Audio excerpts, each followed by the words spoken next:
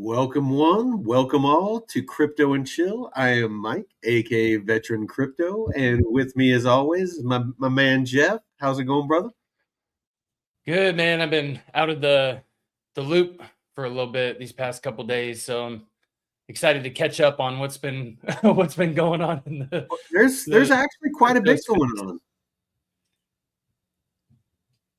Let's see. Man. Well, outside of the whole, I don't know, the thing that happened over the weekend, the correspondence dinner, and the thing and the stuff and the things. Yeah. I don't know, man. Something smells fishy. There's a lot of fishiness going on. Dude, how many times can a dude escape an assassination? You know, it's like it's I don't know. I don't think they were staged, but come on. I mean, either the left is just unhinged or this dude is just like freaking has a cat. He's like a cat. Trump is a cat. Time traveler, man. He's got 9 lives, dude. He's just like ha ha ha. Oh man. But so yeah, no, there's some crazy stuff going on for sure. But do you want to do the socials or do you want me to? Yeah. Let me share my screen right here. Yeah. Ellie says an orange cat. He's definitely an orange cat. He's got some orange cat energy for sure. Trump has that orange cat energy. Yeah, man, those orange boys are wild. Yeah, a little unhinged. All right, go ahead. Hit the social. Oh, brother. Man, thanks everyone for joining us here for our Crypto and Chill at the Node Network. And man, we're getting some good subscribers, man, with this bear market vibe. So we appreciate all of you for joining us and sticking with us. But we have a whole host of shows throughout the week, every single day of the week. We got Monday through Friday, the Node Main Show, 9 a.m. Pacific. That's a 2-hour show.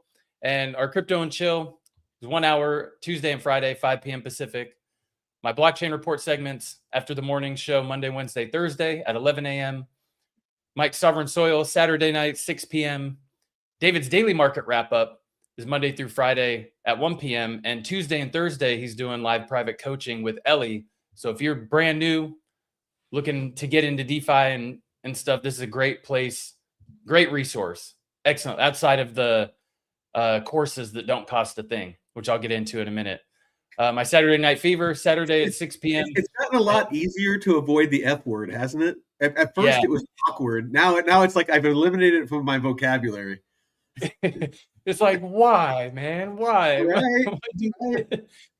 Yeah, and actually had somebody over last night for an interview and a DJ sesh.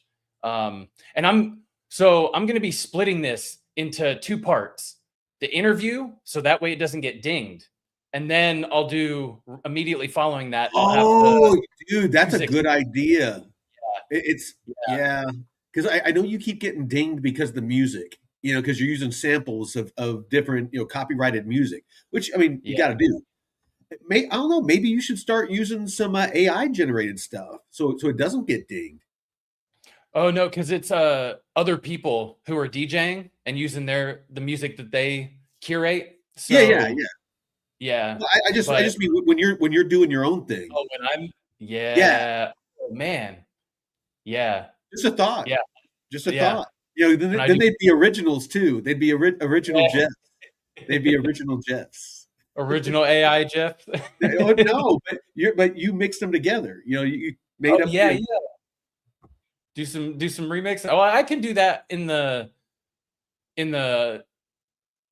audio workstation, kind of do remixes or edits is what they call them. And then I can play them on, So yeah. No, I mean, because that would be cool, to kind of start doing your own original stuff, like all of it is you. Yeah. No, and that's the goal. Like that's what separates the regular DJs from the festival DJs. Like you have your own full set of music that. Well, because you have to imagine, and I don't know, I've never DJ'd, but and sorry, I'm getting you off track. I've had a couple drinks, but the imagining the sound and the vibe of the whole song, like almost like a composer, like Mozart or Beethoven or something. They had to think out like the woodwinds and the freaking percussion and things, and then they had to imagine that, and then they had to bring it to life, and that's like what it would be like to create something like that. That'd be, I would love to listen to that, dude. Fucking Hans Zimmer, man, he's so good. I don't know who that is. I'm shaking my head. I have no idea who that is, but I'm guessing he's a DJ. The whole Interstellar. No, he's like a that Interstellar freaking soundtrack. He does the movie scores. Yeah, he did. Dude, he did Interstellar. He's done some. Those were epic. Those were epic, dude. Yeah, he's the master, dude. Dude. Yeah, those scores. I think they call them musical scores. Yeah. Movie scores. Incredible level of musical intelligence. Sorry, I got you on a rabbit trail. Finish the socials. Oh, jealous, Wispy. I've been to Hans Zimmer concert. Damn. Yeah. Well, we got the Red Pill on Thursdays at 6 p.m. and Gaming and Chill Sunday and Wednesday at 6 p.m. Are they going live tonight? Is that what I saw? Yeah. No, right after this. I set up a live redirect, so hopefully it works. But Ellie and Jay are going to be doing a special Gaming and Chill show, and I'm going to jump on with them. I'm going to be the third wheel. So join us. It's should be good. I'll definitely be freaking yapping as usual, and I've had a couple of drinks. It might get amusing. So join us. Let's go. Yeah. So we also have our Node.pro website, and this is where the meat and potatoes are. So we got our programming and our live streams, but if you're ever confused on or don't know which shows or what days, the schedule for every day right here, and the courses, like I said, from beginner to expert on DeFi and Bitcoin and crypto in general. So this is a great resource that doesn't cost a thing. There's lessons, there's quizzes. So check it out if you're new. I mean, if you've been around a while, it doesn't hurt to refresh on some things. Our community, you join the DeFi University School and our Node Discord. And if you're looking for coaching, David offers one-on-one coaching right here. And you can book a no-cost to you discovery call. And the newsletter coming to a screen and an email near you. Soon. Fully customized. Oh, you know what? We're not saying soon anymore. We're just going to say eventually. Dave, it's not from lack of try. David has been working his ass off. Yeah. Trying to get that, because a newsletter isn't, it's not entertainment. It needs to be real data. It needs to be accurate data. It needs to be accurate news. It needs to be from trusted sources. So we need to make sure it's right. Especially if it's going to give trading ranges and liquidity pool ranges, it's got to be dialed in. So it's not something we want to rush. So, and the news links, bear with they go to the right places. Because there's a lot, support resistance levels, social media feeds, news feed, articles. I mean, there's a lot packed in there. So stay tuned. It'll be worth it. But $20 a month, Monday through Friday. For just 66 cents a day, you can save a struggling crypto investor. Maybe all the pop pads. right. It's like you can save a struggling, starving crypto investor for just 66 cents a day. See, you need to come up with a musical score, like a sad musical score. Yeah. And I'll do an infomercial that we'll play at the beginning of the show for just 66 cents a day. You can save a starving crypto investor. That's so funny. Yes. Yeah. And where's the media assets? You can play the little sound, right? Yeah, exactly.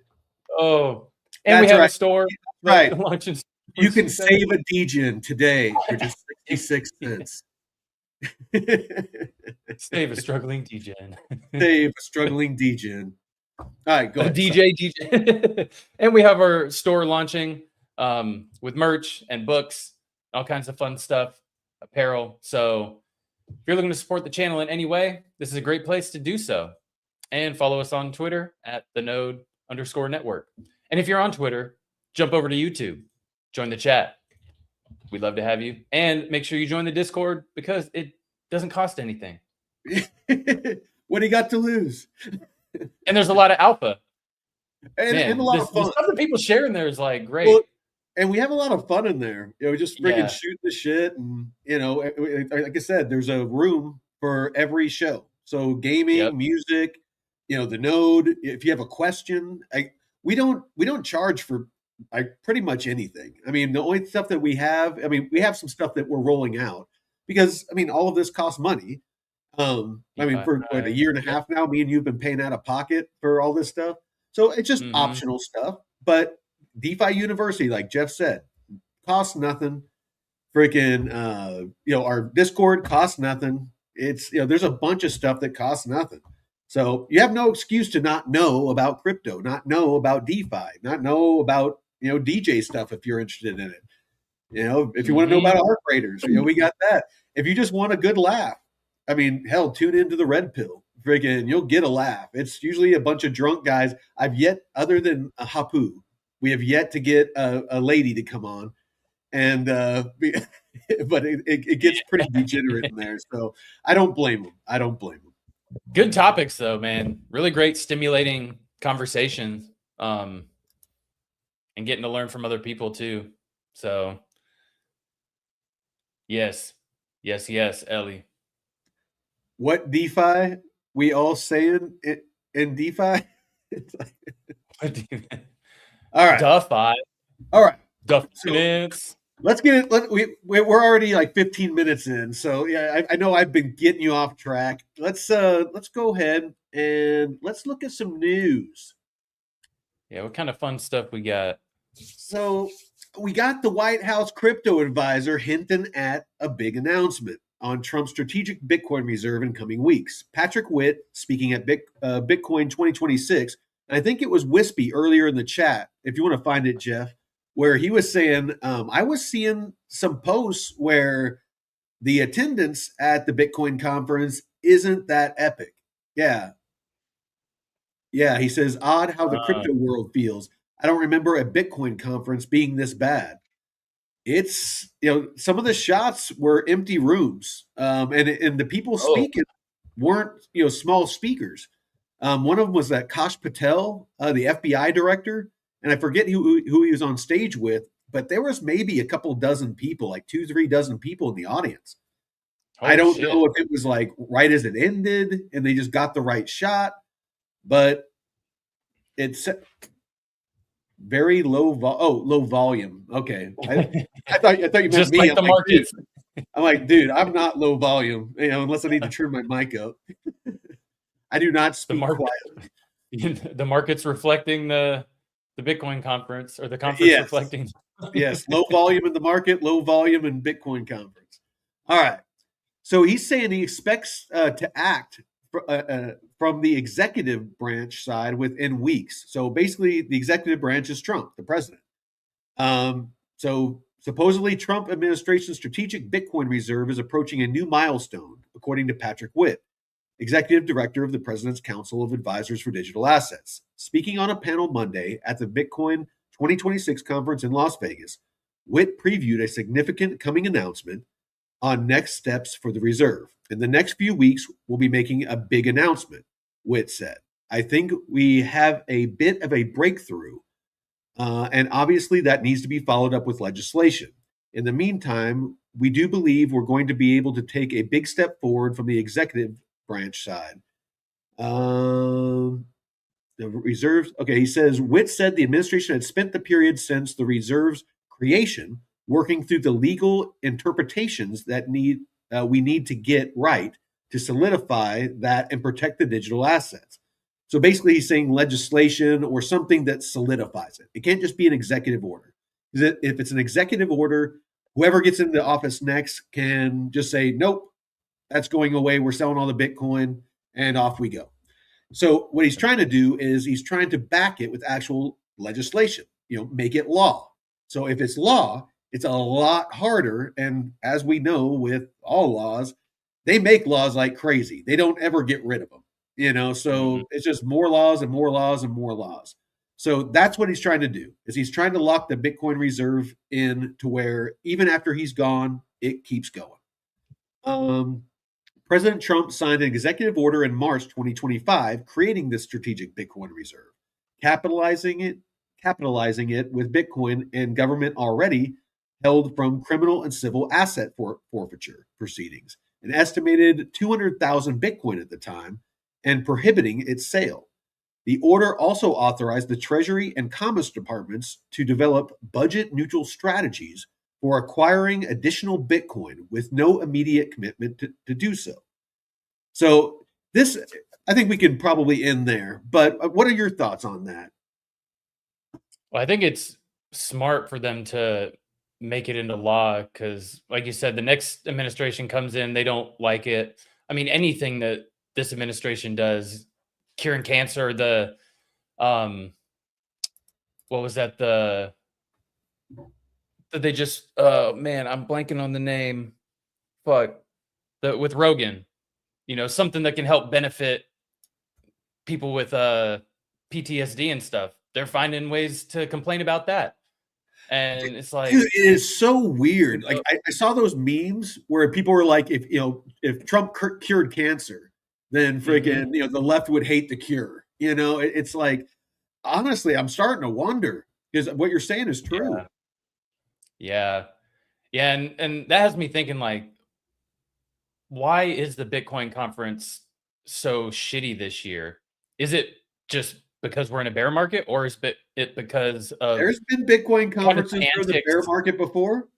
Is it because of the antics that this administration has done in the crypto space, with the meme coin and not really pushing as hard with crypto regulations?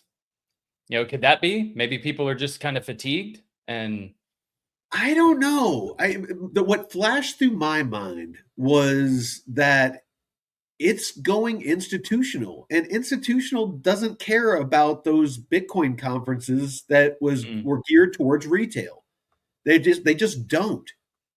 Like, why go to a conference if you're JP Morgan Chase and you're launched on Canton, you got your JP Morgan coin that you're minting and doing all this stuff. It's like, why go to a Bitcoin conference? You know what I mean? Most of these ETFs and things like that, there's nothing to be gained from going to the Bitcoin conference. That's my thought. In retail. And that is true. Vegas is distressed. I mean, people don't have the money to spend, maybe to go to. Dude, when I went to Nashville, I know Drew's there. I saw a post from Drew that he was at the airport or something, talking about he was heading to the conference. I texted him and asked him, I said, hey, I hear things are dead there. Is that true? And I haven't heard back yet. I don't know if he's like got roofied and got his kidney taken or, freaking.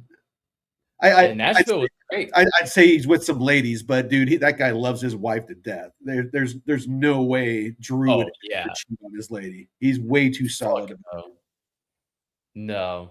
I won't even joke about that with Drew. He's way too solid of a dude. Yeah, I haven't heard back yet. He hasn't looked at the text though, so he's probably just busy as shit.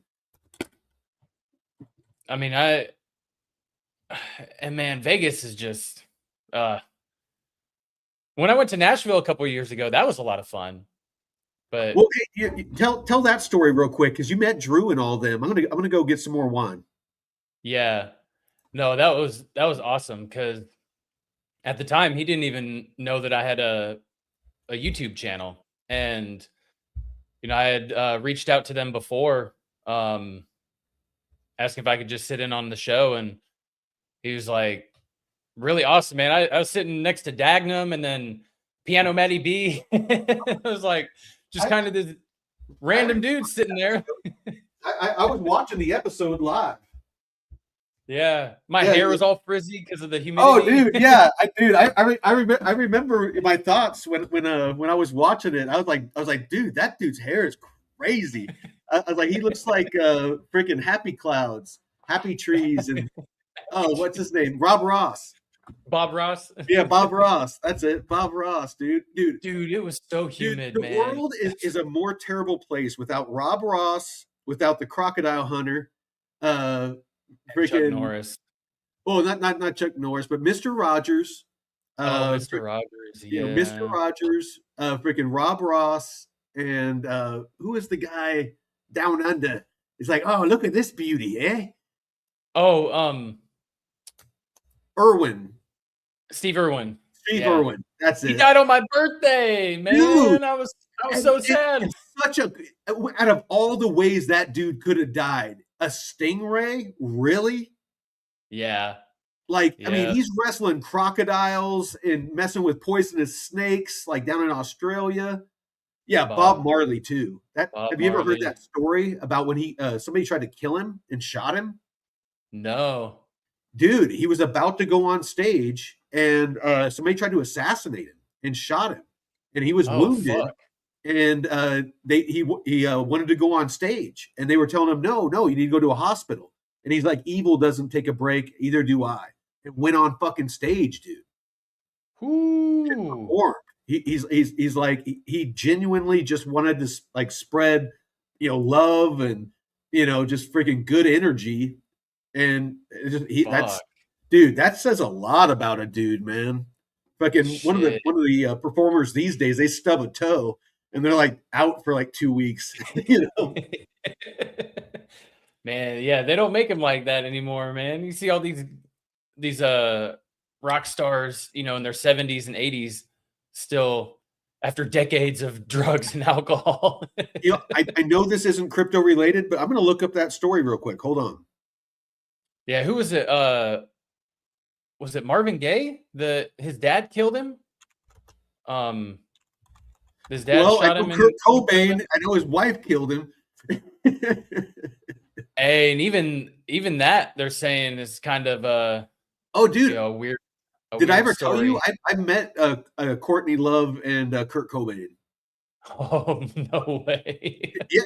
No, they cook in my unit when I was stationed at Fort Lewis. I was at First Special Forces, and one of the cooks in the chow hall knew him and his lady. Him and Courtney Love at the time wasn't famous. She had that band. It was called Hole or something like that. But he asked me if I wanted to go hang out, go to Seattle and hang out. And I was like, oh yeah, cool, let's go. And he had this Beavis and Butthead tattoo across his back. It was like a couch with Beavis and Butthead on it. Oh, dude. And the guy, and he was big into the Grateful Dead. He had all the dancing bears on his arm. And but we went over to, he didn't tell me who it was. We went over to their house, and it was freaking Kurt Cobain and Courtney Love. What? And so I hung out with them for the night. We had drinks, and I was in the military, so I couldn't smoke or anything. But they were smoking and doing different stuff, and super cool, super chill. Ooh. You'd never know that he was famous. He was just like super chill, dude. I actually met a bunch of. I met the Beastie Boys too, dude. When I was working at Alta, the ski resort, when I was doing I was a lifty for a season, and I lived up there. And my roommate, his name, we call him Chewy for Chewbacca. He was like 6'5", 6'6", and he was my roommate. And so it was kind of like the barracks or the dorms. It's where all the lifties lived. It was basically you're racked and stacked on top of each other. But the parties were epic, and dude, so much fun. We'd go full moon skiing. But anyway, the Beastie Boys, they have a cabin. I think they still do at the bottom of the canyon because they love to snowboard. and they snowboard up at Snowbird, which is right before Alta. And so anyway, my buddy Chewy, his brother played for the New Jersey Nets, the NBA team. I never met him, but I guess because of that, he knew some people, and so we went to a party at the Beastie Boys' house and hung out with the Beastie Boys.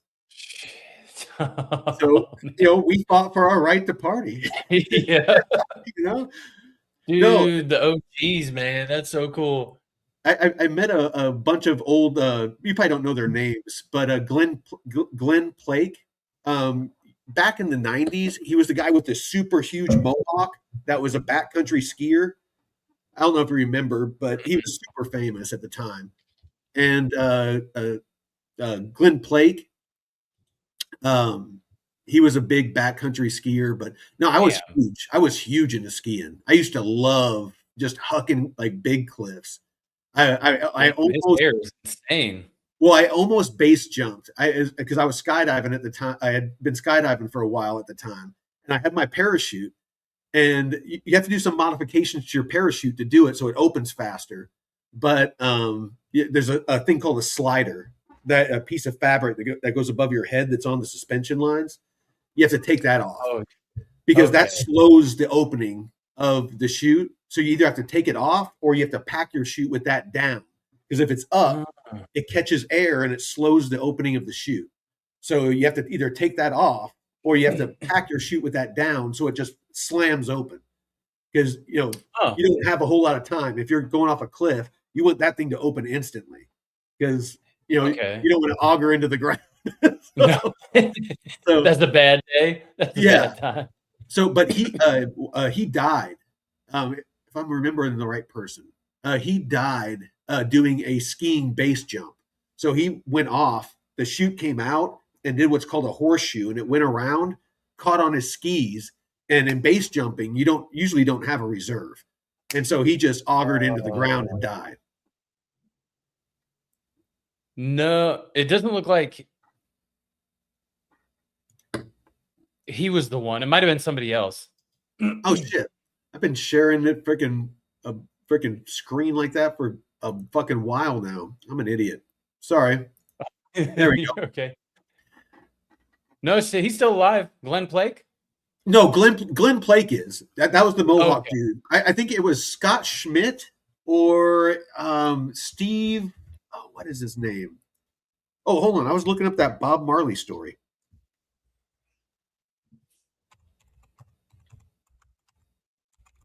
I guess Scott Schmidt is still alive. He's a free skier. It's Shane McConkey. That's it. Shane McConkey. Yeah, that's his name. Sorry. And I never met him. I never met Shane McConkey. But he was an epic, like Daredevil. He did it all. The guy was freaking awesome. And then there's that. Have you ever watched that free climber? They called him Spider-Man. Like I love rock climbing and freaking. Oh, Alex Honnold. What's that? It's not Alex Honnold, is it? Or I don't think so. I don't think they call him. He's the guy that holds the record for climbing El Capitan, speed climbing El Capitan. So no ropes, no anything. He went all the way up El Capitan in like record time. Like he was like there was spots. They have like somebody with a GoPro that was filming him, and he was like basically going up a cliff and like running with his arms and his feet. He was just like flying up the freaking mountain, dude. I'm gonna pull it up. The French Spider-Man? No. Elaine Robert? I will look it up. Give me one second. The human spider. So so we can move on. Let me tell you the Bob Marley story. All right. But remind me, Shane McConkey, as soon as we're done with it. Don't let me forget. On the evening of December 3rd, 1776, 7 armed men stormed Marley's home in Kingston, Jamaica. The attack occurred just 2 days before the Smile Jamaica concert, a free event Marley had organized to help de-escalate the extreme political violence gripping the country. The shooting, gunmen opened fire while Marley and his band were on a break from rehearsal. Bob Marley was shot in the chest and arm. The bullet narrowly missed his heart and lodged in his elbow. Rita Marley, his wife, was shot in the head while in her car. Miraculously, her thick dreadlocks are credited with cushioning the impact and saving her life. Dreadlocks saved his wife's life. Holy shit. Don Taylor, Marley's manager, and Louise Griffiths, a band employee, were also seriously wounded but survived. So Jamaica was had a bloody rivalry going on at the time with the People's National Party. So a lot of violence going on. So despite his wounds, Marley performed at the Smile Jamaica concert as planned on December 5th. He could not play guitar due to his arm injury, but sang for 90 minutes. When asked why he didn't stay in hiding, he famously said, "The people who are trying to make this world worse are not taking a day off. How can I?" Immediately after the show, Marley went into a 2-year self-imposed exile in London, where he recorded the legendary album Exodus. He eventually returned to Jamaica in 1978 for the One Love Peace concert. You know, that one love, one life, let's get together. And where he famously joined the hands of political rivals Manley and Sega on stage. So, dude, super cool story. Super cool story. Shit. Man, that's crazy. You know, that just shows you like the passion that some people have for what they do. It's like, I'm not going to let anything stop me. And I love it. It's inspirational, but but reggae. What's your excuse?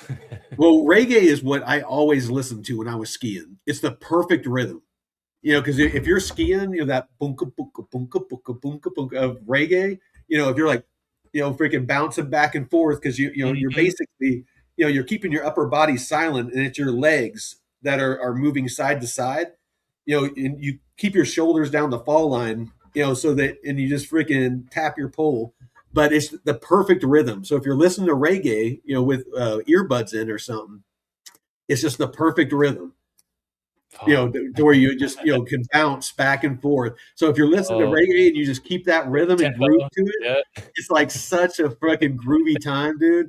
And if you got some fats on, like some fat skis and like some freaking chest deep powder, you know, if it's like fresh, dry powder, you know, like the dirt, when you get closer to the coast, the snow gets wetter, and so it's heavier. And if it's cold enough, it's just super icy. It's not fun to ski on. But if you get into places like Colorado and Utah, you know, they talk about that dry powder. It's like if you grind up foam peanuts. Or have you ever tried to make a snowball and it won't pack? It just falls apart. Yeah, it's that kind of snow. You know, it doesn't pack. And so you can fly through it and it's like you're weightless. It's, you know, like you just porpoise, you know, in and out of it. So it's almost like you're like anti-gravity. And when so imagine you're listening to reggae and you're just bouncing back and forth and you're just floating up and down. You know, it's like you're bouncing like a bunny. You're like a fairy, man. You're like bouncing like a bunny. You know, you're just like you're flying through like these snow-covered trees, and you know there might be a blue sky out. Dude, it's like magical. It's freaking magical. That's healing for the soul, man. That's healing for the soul. It really is. Leon, what's the story with Dagnum and getting mad on X with you saying that you sold all your DAG? Oh, you know what? I honestly think it's a misunderstanding. And I harbor no ill feelings to Dagnum. He's a super smart dude, super knowledgeable, great guy. We've had him on the show twice, done 2 interviews, thoroughly enjoyed it. And honestly, I don't know what the disconnect is. I genuinely am just trying to have open discussions about, you know, all crypto projects. I mean, Canton, DAG, you know, Constellation, you know, Cardano, XRP, whatever. I just want to have open, honest discussions based off facts and data and just, you know, the fundamentals and tokenomics, and just really dive in without that tribalism and, you know, being just maxi on something or just wanting to dump on something. You know, we have to look at the good and the bad. You know, we need to look at these as, you know, investments, stop being influencers and start being educators. Just educate people on it. Make up your own damn mind. I don't care what you do. I really, really don't. We are here to just give you information. Like the way the news used to be before, it got biased, where they're trying to influence you to think a certain way.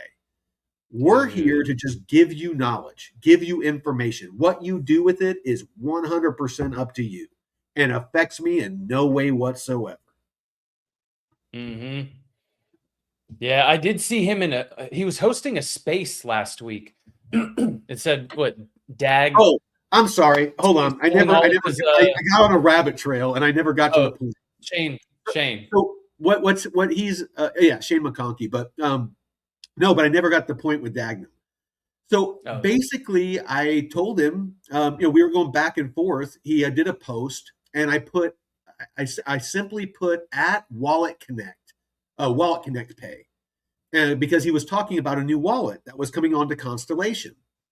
And it looked like I called it Western Union. I was like, because he explained it. And I'm like, okay, it sounds sort of like a Western Union. It's for peer-to-peer money, cross-border movement of money.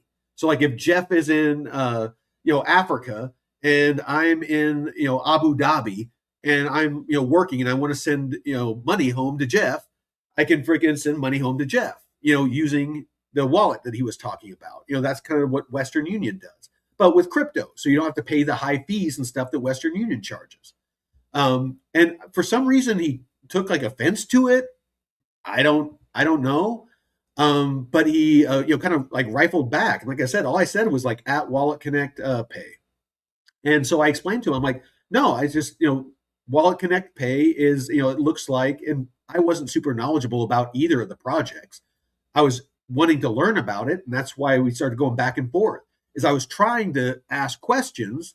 And instead of kind of like in boot camp in the military, the reason the drill instructors yell a lot of the time, it's not because they're always mad.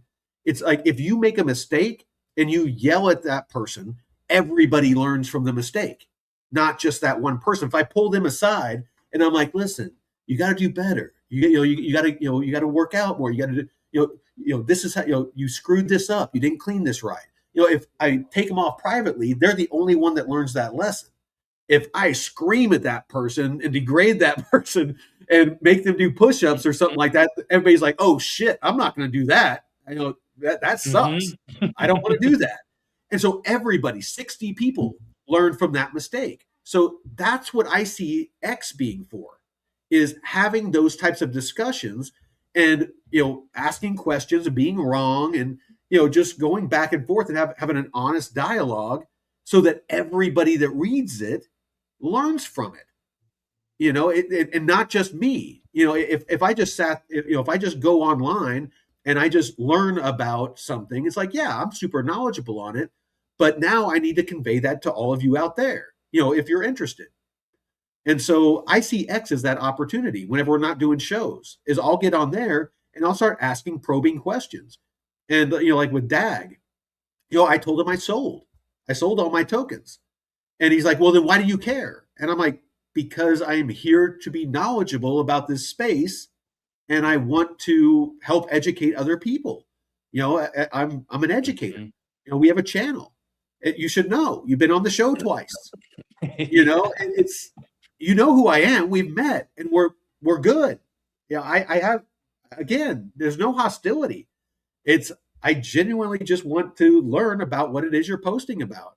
But it's like every time I try to engage, he gets mad at me or something.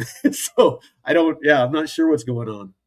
I don't get it. Why are people so standoffish when trying to ask questions and get more? It's like, and maybe it's just, with the market being down, the price of DAG being down, maybe he's just sick of, I can see, maybe it just rubs a raw nerve.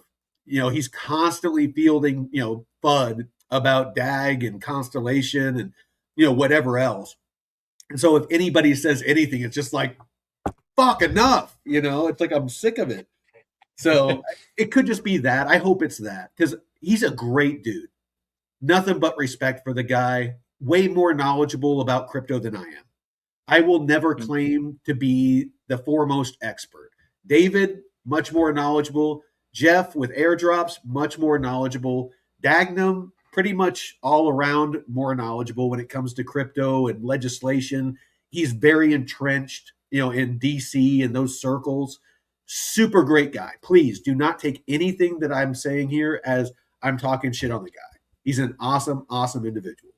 I just, for some reason, on X, we just can't have, a level, based discussion. No.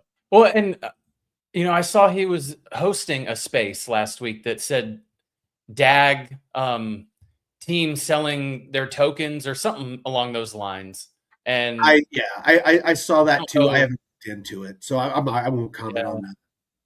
So I wonder what. Yeah, Leon said. Yeah, I heard online it's a rug, but it has to be legit since it has contracts with the Army. It's not the Army.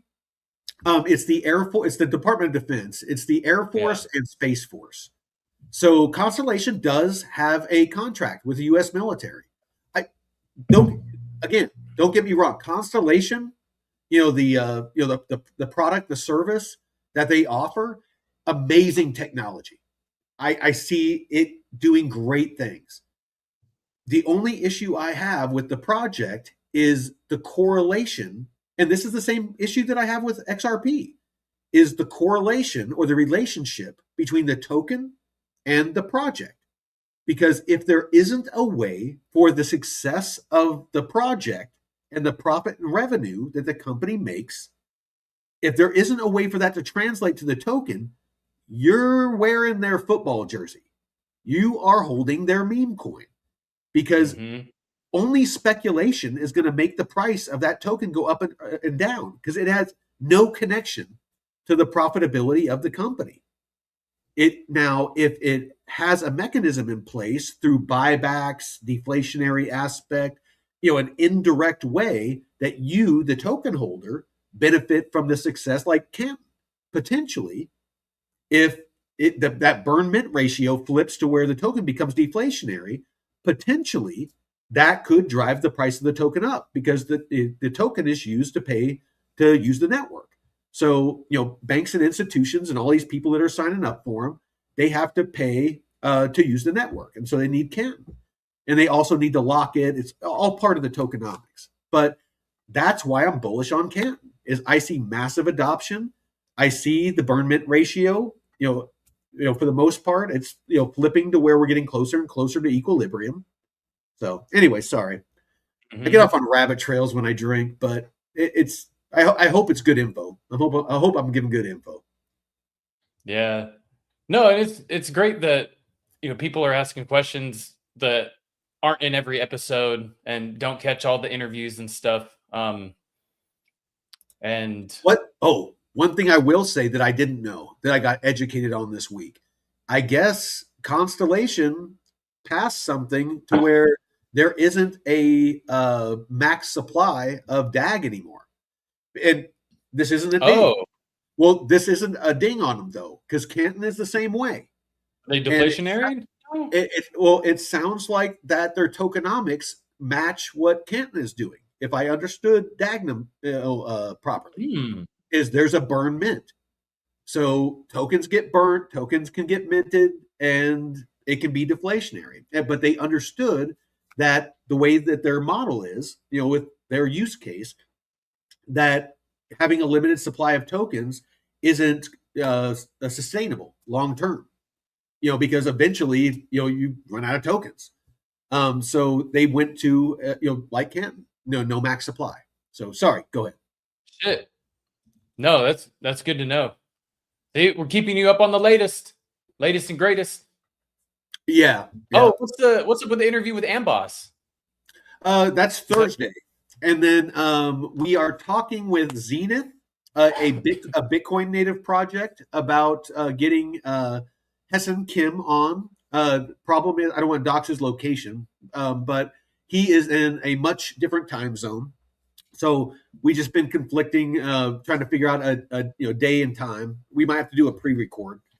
And then who else? I just heard from somebody today. Fireblocks. So basically the plumbing that you don't hear much about Fireblocks, but they are the underlying technology for almost everything that's going on in fintech right now. Everything, all this upgrading to blockchain technology that traditional finance is doing, Fireblocks is like right there. And if you're new to the channel, we don't get paid. We are not incentivized in any way to talk about bullish or bearish any project. That's our ethos here on this channel, is we will not compromise our integrity. When we talk about a project, we're going to tell you if we're invested in it or not. We're going to disclose it, and we're going to show you everything good and bad about every project. We are not about hype here. We are brutally honest. Again, and we've saved ourselves from bad situations. Like you remember Jeff with Aave. We did a deep dive on Aave, and with what we found out about Aave, like 3 days before the whole Aave thing went down with Layer Zero and the $300 million and all that, freaking because of our deep dive, David removed his life savings, and David lives off his life savings. That's his livelihood, and he removed it 3 days before everything went down. So freaking our deep dives and the stuff that we do on this show, we learn too. That's why we love all of you in the chat, that are going back and forth with us.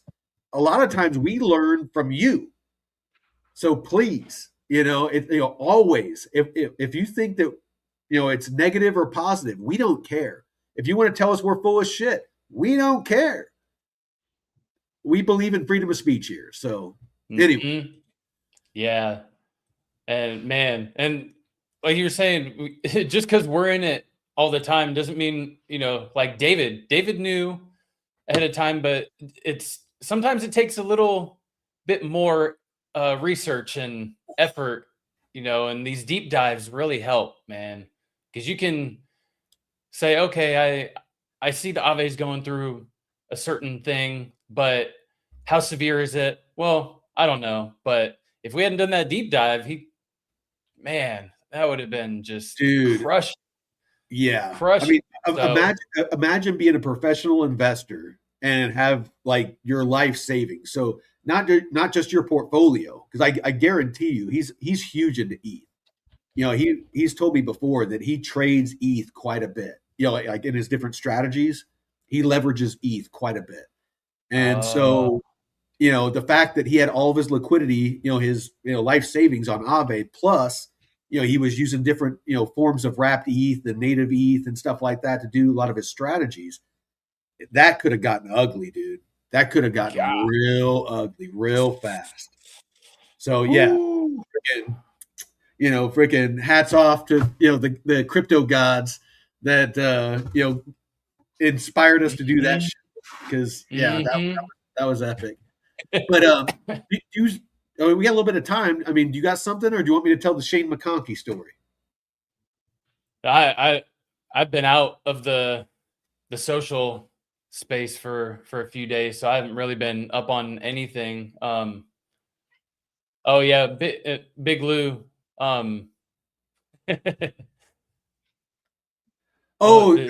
Jake and DeFi Don. Jake, just with all the channels that me and David and Jeff started talking about starting the Node Network, and we just had to make a decision because I love Jeff's show, the Blockchain Report. I love the Node and what we built with that. I love the Red Pill and gaming and chill and crypto and chill. We just had so many shows that doing that DeFi show just would have been too much. And so, Jake had a lot going on with his upgrade too. Jake had a lot going on too with metrics and things like that. So actually, you know what? I'm going to reach out to him and see about bringing him on the show. Thank you for bringing that up.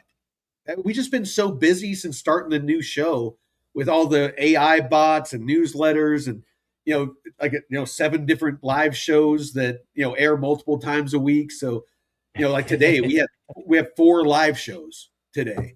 I mean, we really are a network. So yeah, it just takes a lot, man. And then who's the other person? Oh, DeFi Don. DeFi Don, he had his businesses.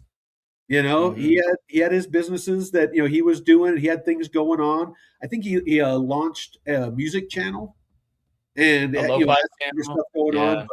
But my understanding is there was some personal stuff too. But you know what? That's none of my business and none of your business. So it's just, but just life. Life happened. Yeah. So, yeah. nothing but good vibes. Nothing but good vibes here. You test things out, see what works, and sometimes scheduling conflicts disrupt that, and you just never know, man. It's a journey. It's a journey. It's what makes life so interesting. If it was the same thing every single day, it would be boring as fuck. Yeah, dude. No, you know what? Life is too short. Life really is all about just seizing the moment. I've lived my life by that ethos, and dude, I've lived such an epic life. I've done so much cool shit, and just like I've lived 8 different lifetimes in my lifetime, and you really have.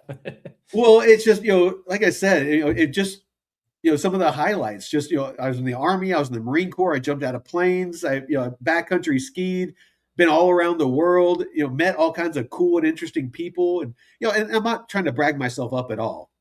I'm just saying that having the mentality of just being in the moment. Don't worry about the future. Don't worry about the past.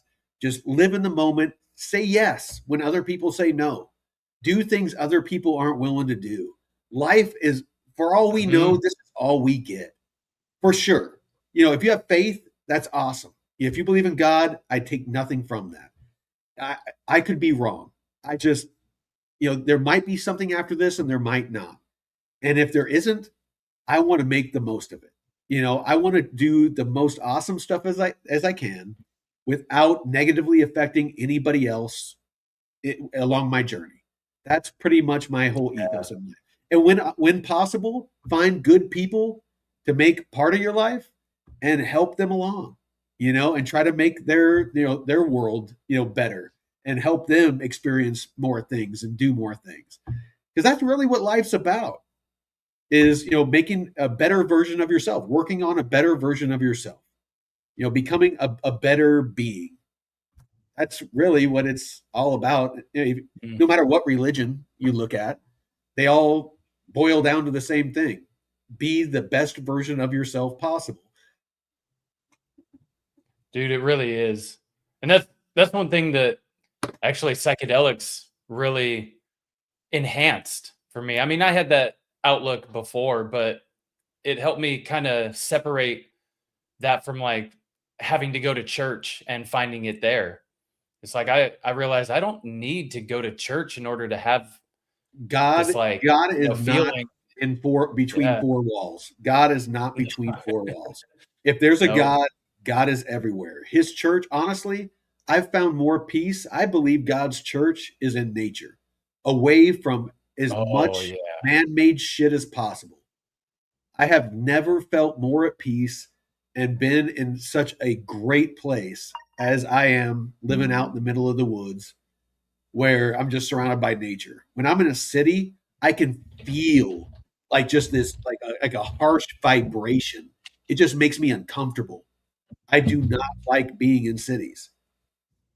It's that there's that just kind of angst. It's like a white noise. It's like this, like an annoying white noise that just doesn't stop. You want to know what the most annoying sound of the world is? Mock. Yeah. Ig. Yeah. No, dude, we need to add that. Hold on. I got to add that to the movie list for when all of you are up. Because you're coming, dude. You're coming up. Yeah, I actually just found some. I can get my flight there right now, and then I'll wait next week to get my flight back. So whatever, dude. But I need you up here. I need you up here. You're doing it.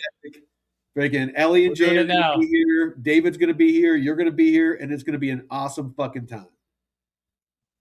We're gonna do some fucking live shows. We're gonna freaking go out and jump off some cliffs into some fucking ice cold water, fucking play in some waterfalls and frolic around the woods like fairies. All right. Yeah. So and you're saying there's a chance. What was that? Oh yeah, you're saying there's a chance. It's like, yeah, one in a million. So you're saying there's a chance. That's my favorite line. Just as good as money. Yeah, oh yeah, I owe you, sir. They're just as good as money. So, oh yeah, tell that to the tax man. Right. All right, hold on. I got to add that to. I actually have a list of all of the movies that we're gonna watch while everybody's. Because we got Super Troopers. We got Kung Pao Enter the Fist. Yeah.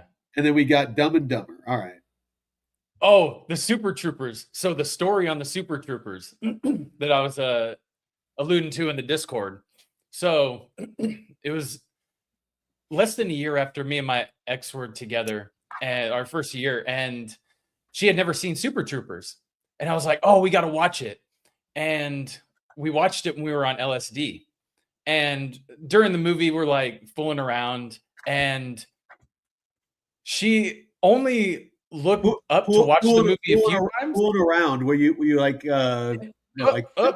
like thumb war fooling around? You were toe fighting. Okay. Like Indian leg wrestling. You were Indian leg wrestling. Yeah, Indian leg wrestling. And one of the scenes she looks up at was Farva in getting hosed down in the shower. Oh yeah. She was like, what the fuck are we watching? It's like, don't judge me. Don't. She was like, I don't know what's going on right now. It was so funny. So she's like traumatized from that movie now. She's like, Joseph. She's like, you're like, don't judge me. Oh, yes, LSD. It is a wonderful time. Oh. No, but all right, we're confirmed. It's going to be a good time. So there's 2 waterfalls that I can take you guys to. One of them we have to kayak to, but I got plenty of kayaks. The other one we can just hike to, and it's a short hike. And we got to go to the top of it's the tallest mountain in Eastern Washington. So we got to hike to the top of that. What else? There's the island. There's the stuff here on the property. What else? What else do you guys? What else do you think people would like to do? You guys wanted to do mushrooms, so yeah, you guys can do that. Have a little tea ceremony. Yeah. You guys can go sit out on the island, have a tea ceremony. Yeah. Oh man. I mean, you guys want to go? That's why the Hatter I gravitated towards the Hatter is because of my tea ceremonies and there you go, making people. Are you guys wanting to go fishing at all, or?